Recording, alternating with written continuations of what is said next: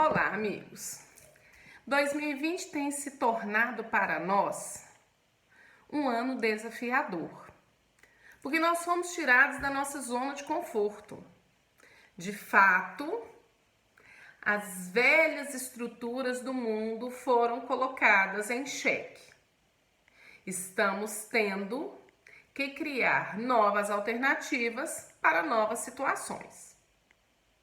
Ainda sabemos bem pouco do processo que deu início à pandemia do coronavírus, do Covid-19. No entanto, o ser humano, com sua mente criativa cinematográfica, cria histórias fabulosas para explicar o que tecnicamente ainda não tem uma explicação concreta. Dentre essas histórias, existem as teorias conspiratórias, que querem dizer que os chineses têm um plano para dominar e influenciar o mundo todo. Bom, preciso dizer para vocês uma coisa. Eu não tenho a ousadia de tentar explicar como que essa pandemia começou. Porque eu já disse aqui que história não estuda presente, história estuda passado. Então precisamos de tempo. Mas preciso contar para vocês que os chineses não precisam criar um plano para ter grande influência sobre o mundo, porque eles já têm. E já faz muito tempo que as contribuições chinesas influenciam este mundo em que vivemos. Para entender isso, a gente tem que buscar fatos históricos que a gente até já ouviu falar, mas prefere esquecer ou acaba esquecendo. Então, vamos voltar no tempo? Muito bem. Os chineses iniciaram sua civilização por volta de 7.000 anos antes de Cristo nas regiões próximas ao Rio Amarelo. Ali estabeleceram moradia, desenvolveram uma vida sedentária e iniciaram práticas de agricultura, porque as duas coisas são associadas, né? A agricultura, a produção de alimentos e a vida sedentária. A permanência no mesmo local fez com que os chineses conseguissem desenvolver outras tecnologias, metalurgia, cerâmica. E já com a cerâmica, os chineses já mostraram ali um diferencial. Qual seria esse diferencial? Os chineses criaram a porcelana, que é uma louça fina, branca e considerada desde muito tempo um artigo de luxo. A delicadeza das peças de cerâmica e porcelana produzidas pelos chineses fez uma diferença muito grande no comércio. Mas não é a porcelana que faz o comércio girar. Também desenvolvida pelos chineses nessa região, surgiu um produto novo, na época, chamado de seda.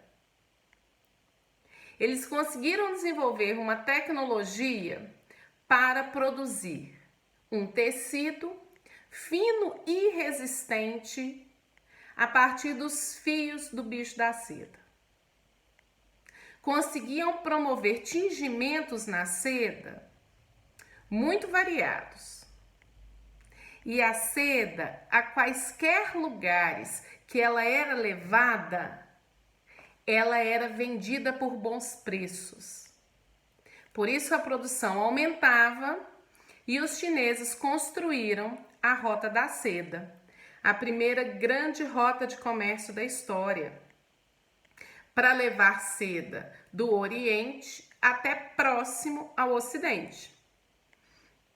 Então, a Rota da Seda tinha passagens terrestres, passando pelo norte da Índia, pela Pérsia, e até chegar em Constantinopla, que foi uma grande referência comercial durante muito tempo na história. E alguns trechos também podiam ser feitos pelo Oceano Índico. Então vejam, a Rota da Seda, ela é dos tempos antes de Cristo. E já naquela época, os chineses tinham uma expansão de mercado para levar os seus produtos para outros lugares. E a qualidade dos seus produtos era muito valorizada. Então falamos de seda, falamos de porcelana, e nesse processo os chineses já haviam desenvolvido um sistema de escrita. Os primeiros registros que a gente tem da escrita chinesa estão em ossos.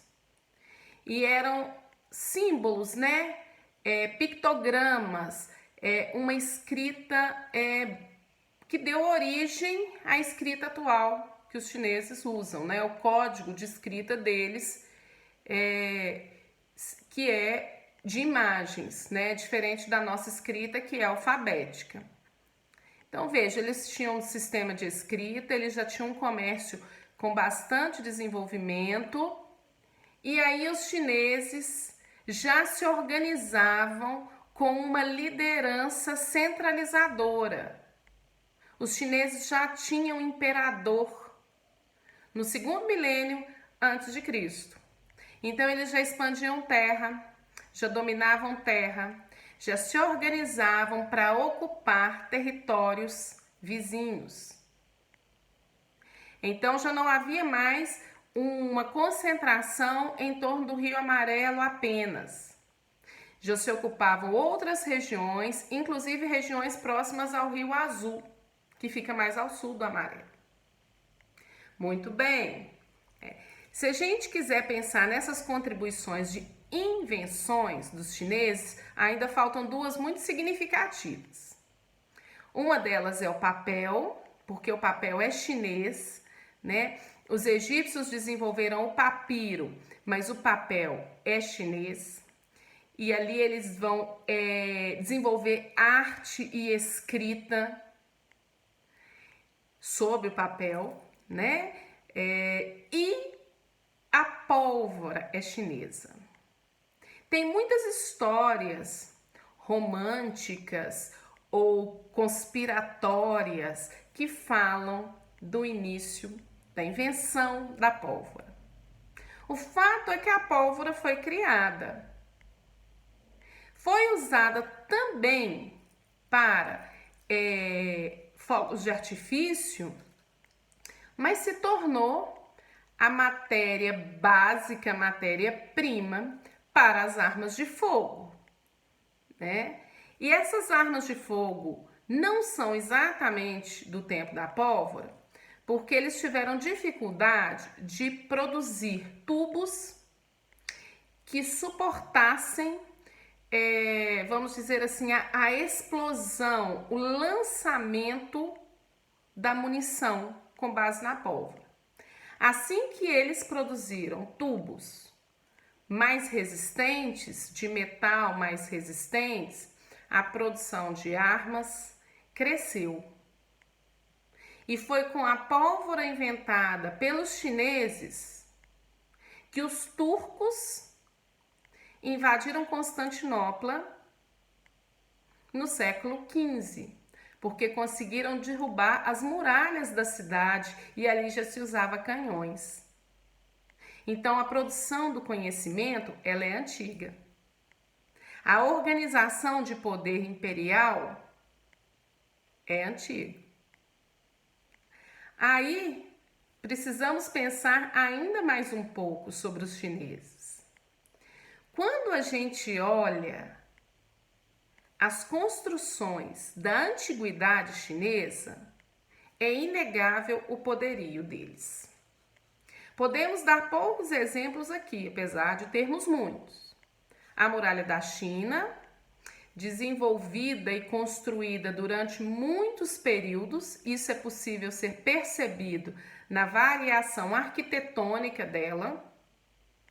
A Cidade Proibida, o Templo do Céu.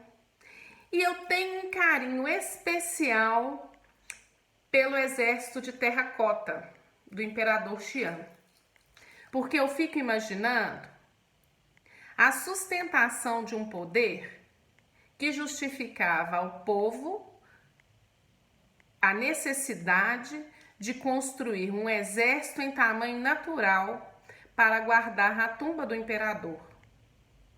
Então é de uma riqueza e também de um poder muito grande, porque a gente percebe no Império Chinês as características teocráticas.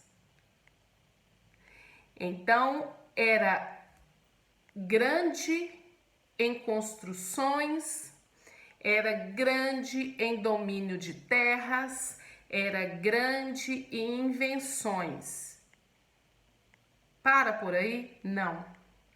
Os chineses deixaram para nós também reflexões e filosofias sobre o conhecimento humano, sobre a forma de viver do ser humano. E aí, citando duas basicamente, com os chineses, dentro do Império Chinês, desenvolveu-se o confucionismo.